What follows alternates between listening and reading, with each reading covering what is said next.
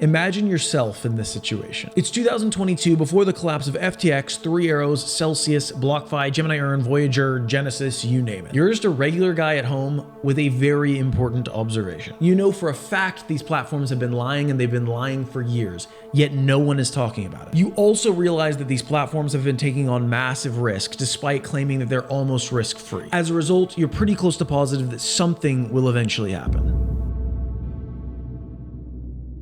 A major crypto lender went from managing billions in assets to filing for bankruptcy in just a matter of months. Embattled crypto lender Celsius has filed for bankruptcy. 3 Arrows just filed for bankruptcy. Voyager Digital announcing today it's the latest crypto firm to suspend withdrawals, deposits, and trading. The cryptocurrency world is reeling after the meltdown of one of its most popular trading platforms. Today's breaking news: crypto platform FTX filing for bankruptcy protection. Embattled crypto lender BlockFi is bracing for bankruptcy after FTX's demise. Today, crypto lender Genesis files for bankruptcy protection. In turn, Gemini's customers lost access to nearly $1 billion in funds on the Genesis platform.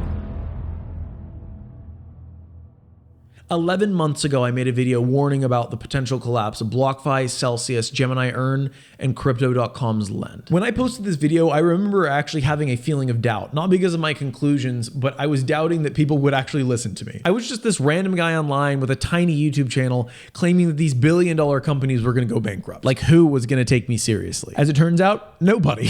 Virtually nobody watched that video, and ironically, the ones that did watch it after everything blew up. The reason that I mentioned this to you is to prove to you that I'm just some regular guy who was able to successfully identify these frauds and call them out. And if this regular guy can do it, you can too. When somebody is running a fraud, there are a few telltale signs that give us clues as to what they're doing. These tend to be obvious if you're not blinded by the false promises of the fraud itself. There's usually a combination of these little things that tell us that something is up. If you're mindful, these can help you see these things coming, avoid them like the plague, and even call them out on their bullshit. One of these signs seems super obvious, yet people still fall for it. In fact, even some professional investors still seem to ignore it. If the return is too good to be true, it's too good to be true. Mark Cuban, the owner of the Dallas Mavericks and an angel investor on Shark Tank, invested in a stablecoin that claimed that it could pay around a 206% interest rate. You really can't make this stuff up. Like, I obviously don't need to tell you how that ended. As a general rule of thumb, if something promises to significantly outperform the stock market,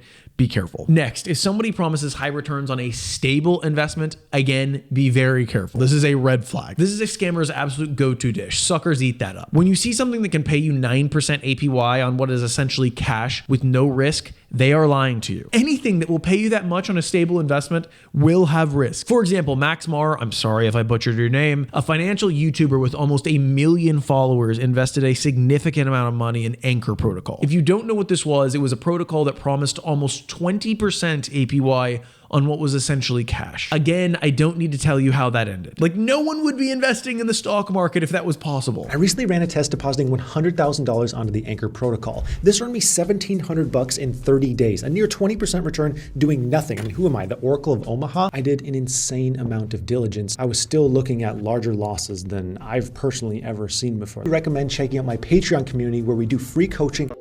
Third, even things that aren't guaranteed to be stable but have really good returns and are too stable should raise eyebrows. Fun fact, this is one of the reasons Bernie Madoff was caught. His fund claimed to be making money even whenever the entire market was squarely in the red. His returns were literally too stable to be real. Fourth, guaranteed returns. In investing, almost nothing is guaranteed. In investing, if somebody guarantees you something, they either don't know what they're doing or they're lying to you. Fifth, Maya Angelou once said, when people show you who they are, believe them the first time. If a company or its leaders have a history of lying, there are more skeletons in the closet. This is one of the many things that tipped me off about BlockFi. They were caught lying about how they kept their funds safe, which is bad enough in itself, but that also told me that there was probably a hell of a lot more under the surface. If you want modern day examples of companies that lie a lot, Wells Fargo, or really just any bank, plus Tether are really good examples. Sixth, claiming transparency while not being transparent. And of course, Tether is again a really good example. They claim on their website to have unmatched transparency, but of course, they refused to submit to an audit. Another example.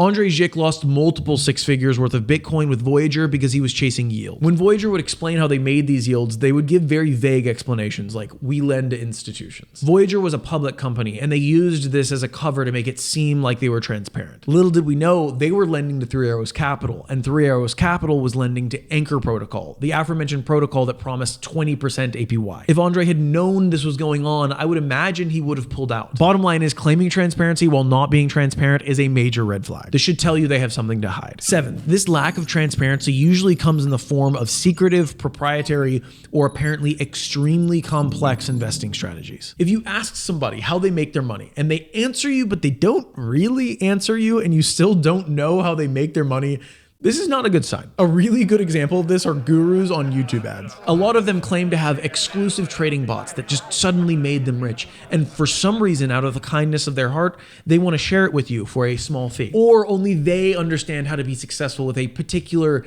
investing methodology that is, of course, extremely complicated and you can't figure it out on your own. But if you pay them, they can teach you. As Albert Einstein once said, if you can't explain it to a 6-year-old, then you don't understand it yourself. 8, if somebody comes out of nowhere and is being deemed the hero of a certain space and somehow seems to have all of the right answers, again, this is a red flag. Obviously, people like this exist, but a majority of them build up that reputation slowly over time. The greatest investor of all time, Warren Buffett, is a really good example of this. He bought his first stock when he was 11, which was over 80 years ago. He has earned the right to be looked up to. A really good example of the opposite of this is Sam Bankman-Fried. He got into Bitcoin less than 6 years before FTX fell apart. Also, way before FTX fell apart, he even unintentionally described his own industry as a Ponzi scheme.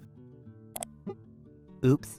Sorry. He had a meteoric rise with an equally meteoric downfall. And somehow Kevin O'Leary still looks up to this guy. I'm convinced Sam Bankman-Fried is like Kevin O'Leary's long lost son. 9th, if there's little regulation and no insurance, keep your eyes peeled. This obviously doesn't mean that something is a scam. It just means that it would be very easy to pull off a scam. Now, a lot of these things explain how I was able to identify a lot of these lending platforms as being very risky. As I said, if you're paying attention to these in combination, it begins to be obvious. First, it was proven that they had been lying about over-collateralizing their loans. Second, there was virtually no transparency as to how they were truly making these returns. And third, they were promising between like 9 and 12% interest on basically cash during a time that you couldn't even get 1% in a regular savings account. All of this plus there was very little regulation in the space. If you're interested in what I said during that video, you can find that here. So thank you guys for watching, and I really hope that you learned something today. If you have any questions, make sure to ask them below. Definitely subscribe to my channel. It's a good time around here, and I think you'll learn some stuff. Thank you guys for watching, and I'll see you next time.